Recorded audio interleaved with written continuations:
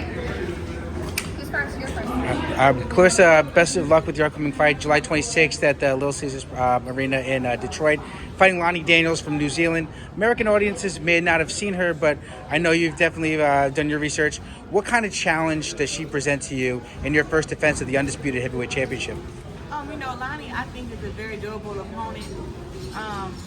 We shot high and then went to second best. We wanted Hannah Gabriel. She turned us down, so Lani Daniels was the next best. She got 2 world titles. She's been active.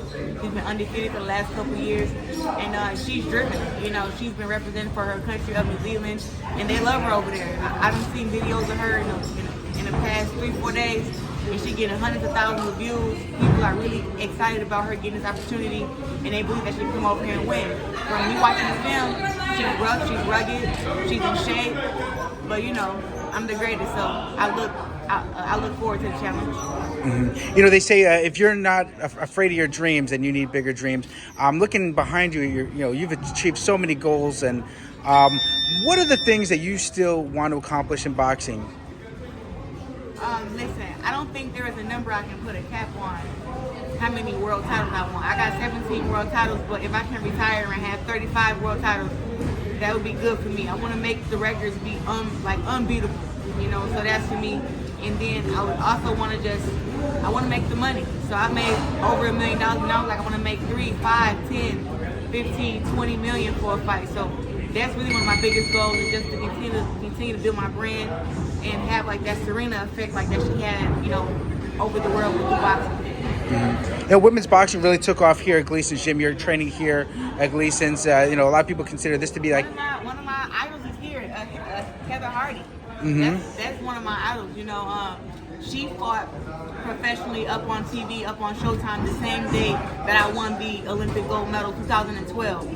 So she kind of started the party, and she gave me hope that when I turn pro, I'll be able to fight on TV. So we kind of fed off each other, and she really motivated me to turn pro, even though it was 4 years later. How does training at Gleason's, does it bring anything to you differently? Because I know you've trained a lot of different places. Well, one who don't love, Gleason's. It's a gym that got great energy, great people. Every world champion has been inside of here. I'm talking about Dab, Judah, Floyd, Muhammad Ali has come here. Heather Hardy. I mean, it's so many great fighters that train here. And then my second coach is from here. Don Zaxby. Don Zaxby, that's my guy. We worked so hard on that right hand that dropped Danielle Perkins. We're going to work on some other shots that's going to drop this other girl. Can I ask you about that? Just because he was telling me that one of the things that he was working on you with is closing your hands better at the point of impact and getting more power. And that's why we've seen, since you've stepped up to heavyweight, you've been dropping girls and you stopped one of them. Tell me about just what you've learned and just the evolution of developing your power. Well, me and Coach John have been working on it for years. I think adding Coach John's acting to the equation, he brings that Brooklyn energy, and he's just very strict. I can throw 20 great combinations, but then if one of the punches is wrong, he's like, yo, on that right hand, you didn't have your hand closed. And I'm like, okay, yeah, you caught me there. So he more just keep me mindful of it. And I think 6 eyes is better than 4. So me and Coach John been together for so many years, but Coach John bring a different set of eyes, and he's way more brutal. I feel like he's harder on me than Coach John. I feel. How you doing? Basketball, dropping heat. What do you think about your legacy beyond the titles after you retired? What do you think your legacy is going to be? I hope my legacy is that I fought everybody, I wasn't scared of nobody, and that I smoked everybody who they put in front of me. That's what I want my legacy to be. I feel like coming out the Olympics 2 times, having 2 gold medals, I should have came out the gate making $1 million. But that didn't happen. But with that, I still fought the best. I still gained the world title, and I went to 5 different weight divisions to do it. And right now, I'm the only 4-time undisputed champion. So, I think my legacy is great. I love that for you. When it's all said and done, do you see yourself coaching, promoting, and staying involved in the sport in any way? Yeah, I definitely want to coach. I definitely want to promote. I'm already promoting. I promote a Sammy Worthington. She's from Louisville, Kentucky. She's ranked number 1 at about 140 pounds. I'm just getting her ready to where next she can fight against the winner out of Amanda Serrano and Katie Taylor. Okay. I got one more question for you. You faced a lot of adversity in and out the ring. What's the toughest adversity that you faced that you've gone through because you are a woman in this boxing world and you I think the toughest thing that I've faced outside the ring Yes. has been just winning an Olympic gold medal and then not getting my just due. I think that was the toughest thing for me, but I think I endured it, I conquered it, and I just continue moving forward. Thank you. Question. During your fight, what flips the switch to go for the kill? What flips the switch for me inside the ring? Well, I think that's the flip is switch in him. Having to lose the weight, having to eat healthy, having to be so disciplined. When I get into the fight, it's like I had to do all this because of you. So I'm kind of angry and pissed off about that already. So they be having to pay for that. What's the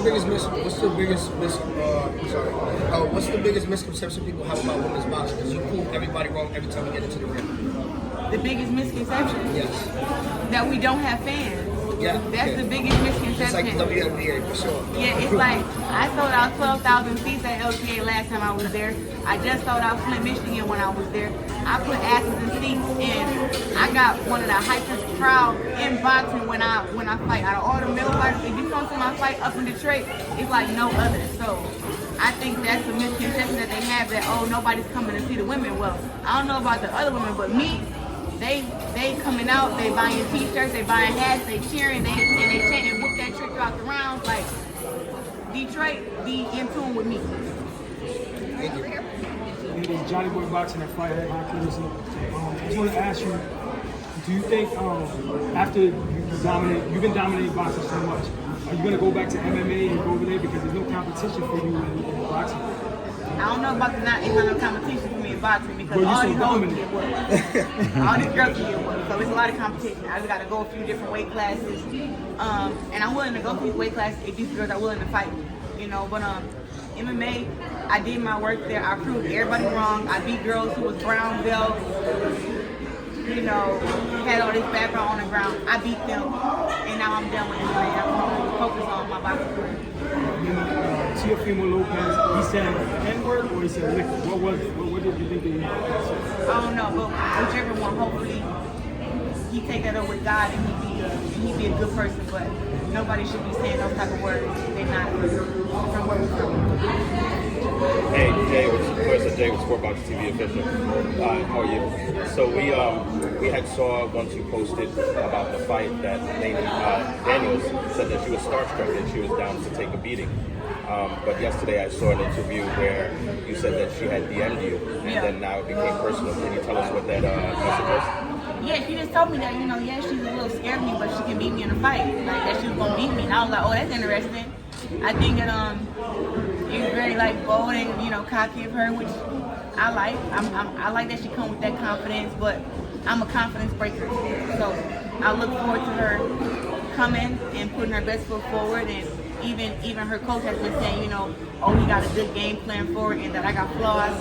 The GOAT don't have no flaws. Not inside the ring. With Daniel, what do you think is going to pose the biggest threat to you from what you know about her game plan? What's going to pose a threat to me? Yeah. I think anybody that got self-belief is very, very powerful. She believes in herself.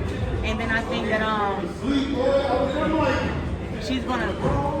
she hasn't lost in 2 years. She lost early in her career and now she's been undefeated. So when you get into your undefeated era, you're really hard to beat. Like, you don't have no back down. I think I'm going to have to do a little bit extra to break her mentally and then break her down physically. Thank you, Claressa. Claressa, USA Boxing hasn't been able to produce gold medals since you've won two, and one in 2012 and one in 2016. Do you have any advice for the young women coming up who are trying to follow in your footsteps and achieve that kind of gold medal success? And I know other countries allow professionals to compete for their national teams. USA doesn't. Do you think that USA should change that?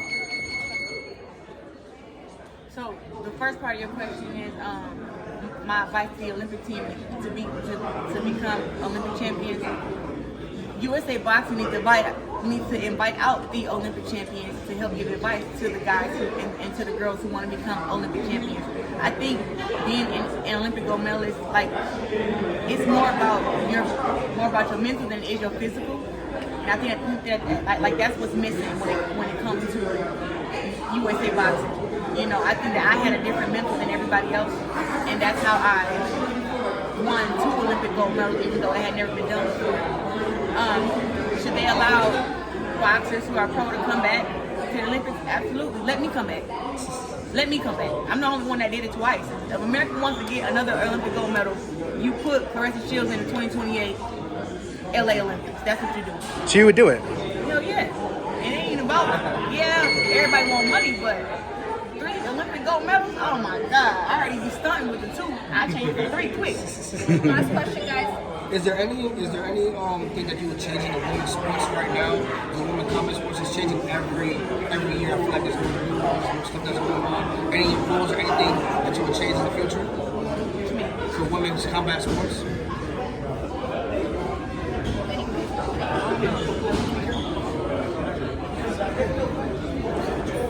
I mean, I would make everything equal. You know, if we Payment, fight, all of that. yeah, payment, fight time. I believe that women's boxing should be 12 rounds right now for 2 minutes, and then we can work our way up to 3 minutes. You know what I'm saying? Or even 10 rounds for 3 minutes. Okay. And then we can work our way up to the 12 minutes for the 3 rounds. All right, so you would change the format. Yeah. Okay, I cool. think that 10 2-minute rounds is like, we need those world championship rounds, which is round 11 and 12. I feel like if they add that, we would have, I mean, we already have action-packed fights, so this makes it closer to us getting equal to the men. And I think that we're very capable of doing it. Thank you, Claressa. Thank you, guys. Appreciate it. Hey, Claressa, Brooklyn or Detroit? Which got better pizza? Huh? Better pizza, Brooklyn or Detroit? I'm gonna go with Brooklyn. Ah.